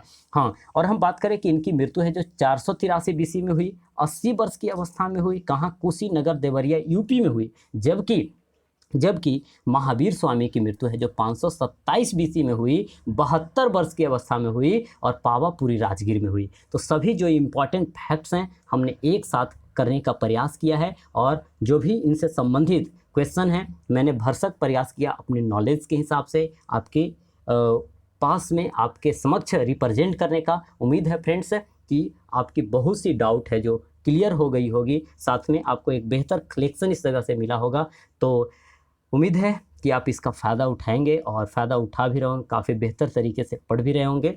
और फ्रेंड्स, यदि वीडियो पसंद आई, वीडियो से आप कुछ सीख पा रहे हैं, तो वीडियोस को लाइक कीजिए, चैनल को सब्सक्राइब कीजिए, अपने दोस्तों को भी रिकमेंड कीजिए, बतलाइए इसके बारे में, ताकि मीन्स और भी मैं एनर्जेटिक तरीके से अन्य भी वीडियोस को ला पाऊँ और आपको है जो इसी प्रकार से आपके लिए एक मीन्स सारथी का काम कर पाऊँ, है ना, आपका कैरियर का मैं हमसफ़र बन पाऊँ, है ना।